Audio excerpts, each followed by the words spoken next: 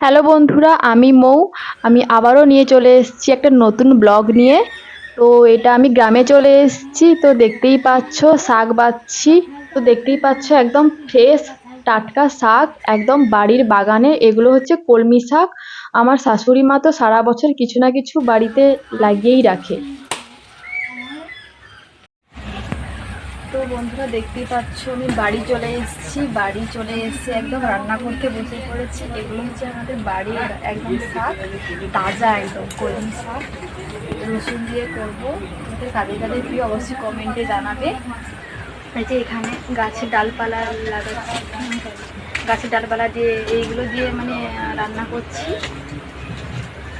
এখানে এসে এরকম গাছের পাতা, ডালপালা, কাঠ এগুলো দিয়ে রান্না করি। গ্যাস আছে। এখানে মা শিল নোড়াতে সব মশলাগুলো বেটে দিয়েছে। আর দেখো, আমরা গ্রামে থাকি আর আমাদের এইরকম ভীম জেলের বোতল, হরলিক্স কৌটো এইগুলোতে মশলা রাখবো না, তা কি কখনো হতে পারে? এটা কখনোই হতে পারে না। তো আমিও রেখেছি। আমার শাক ভাজা হয়ে গেছে, এবার আমি মাছগুলোকে ভেজে নেব। বাবা বাজার থেকে ভেটকি মাছ নিয়ে এসেছিল, তো ভেটকি মাছের ঝাল করব। আর মা এখানে বালতিতে ফ্যান গড়াচ্ছে। আমি যে ভাতের ফ্যান বলেছি, ওটাকে ভাতের মাড়ও বলে। তোমাদের কাদের কাদের উনুনে রান্না করতে ভালো লাগে অবশ্যই কমেন্টে জানাবে। আমার কিন্তু ভালো লাগে। আর এই রান্নাঘর থেকে তোমরা কিন্তু কেউ হাসবে না। তোমরা তো জানো যাদের বাইরে রান্নাঘর, গ্রামের দিকে ঝড় হলে কীরকম অবস্থা হয়, তো আমাদেরও ঠিক একই রকম হয়েছে। তো এটা ভেবো না যে আমাদের রান্নাঘর নেই, আমাদের বাড়ির ভেতরে রান্নাঘর আছে, তবুও বাইরে করতে ভালো লাগে। সেই জন্য করছি। আর এত ধোঁয়া লাগছে, আমার তো চোখ দিয়ে জল বেরিয়ে পড়ছে। আর এখানে দেখো মাছের ঝাল প্রায় কমপ্লিট।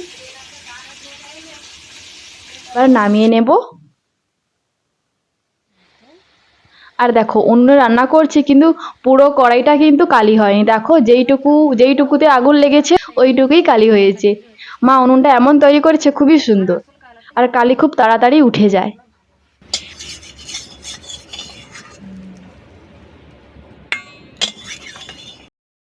আর এটা হচ্ছে একটা নতুন রেসিপি, এটা তোমাদের আমি ইউটিউবে দিয়ে দেবো, পরে দেখে নেবে। এটা হচ্ছে, আমরা ঝিঙে খোসা ফেলে দিই, তো এটা আমি ফেলে দেবো না, এটাকে আমি বেটে একটা রান্না করব। তো তোমরা অনেকেই জানো, আবার অনেকেই জানো না যে এটাকে খায় কি খায় না। তো ছোটবেলা থেকেই দেখে আসছি যে মা ঠাকুমারা এভাবেই ঝিঙে খোসা ফেলে না দিয়ে বেটে খায়। তো আমিও খেয়ে দেখেছি, দারুণ লাগে। আর এটা দিয়েই তোমরা প্রায় এক থালা ভাত খেয়ে ফেলবে। তোমরা যারা ইউটিউব থেকে দেখছো তারা সাবস্ক্রাইব করে দেবে, আর যারা ফেসবুক থেকে দেখছো তারা ফলো করে দেবে। আর লাইক করতে ভুলো না যেন। আর এটাকে ভালো করে ভেজে নিতে হবে, না ভাজলে ভালো লাগবে না। ভালো করে ভেজে নুন হলুদ দিয়ে ভাজতে হবে, দিয়ে শিল নোড়াতে বাটতে হবে।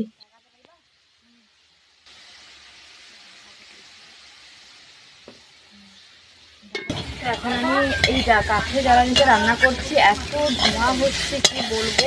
তোমরা যারা উনুনে রান্না করো তারা অবশ্যই বুঝতে পারবে যে আমাদেরকে কত কষ্ট করে রান্না করতে হয়। তো এখানে আমি ঢাকা চেপে চেপে এটা করবো। এটা হচ্ছে আইতা।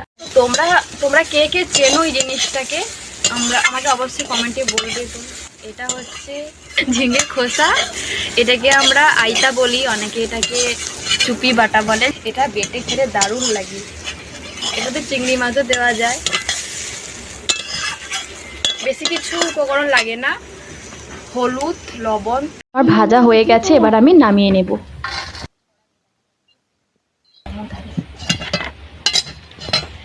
এটাকে এখন বাটা হবে, বাটার পরে পেঁয়াজ লঙ্কা এগুলো দিয়ে মাখানো হবে। আর বাবা বাজার থেকে ট্যাংরা মাছ নিয়ে এসছে, মা সেইগুলোকে কাটছে। মাছগুলো পুরো জ্যান্ত ছিল আর খুব বড় বড় ছিল। এখানে মা বেটে নিয়েছে, আর বাটার পরে কত কম হয়ে গেছে। মা বল করে দেখিয়ে দিচ্ছে। এই দেখো কত সুন্দর প্লেন হয়েছে, মসৃণ করে বেটেছে একদম। আর আমি পেঁয়াজ ভেজে রেখেছি, লঙ্কা ভাজিনি, আর কাঁচা লঙ্কা ছিল বলে কাঁচা লঙ্কা দিয়েই করেছি। তো এখানে আমি মাখাচ্ছি খাওয়ার সময় দুপুরবেলা।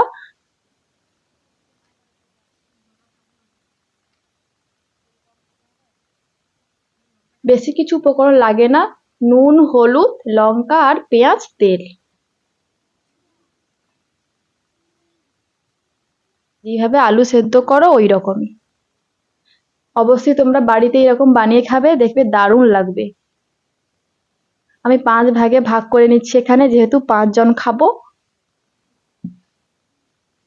আর খোসাটা একটু কম ছিল বলে কম হয়েছে। তো দেখো সবাই খাচ্ছে, আমরা এখন খাই, তোমরাও এটা বানিয়ে খাও। আজকের মতো এখান অবধি, দেখা হচ্ছে পরের ভিডিওতে। আর যদি ভিডিওটি ভালো লেগে থাকে তাহলে অবশ্যই একটা লাইক, কমেন্ট, শেয়ার করে দেবে। টাটা।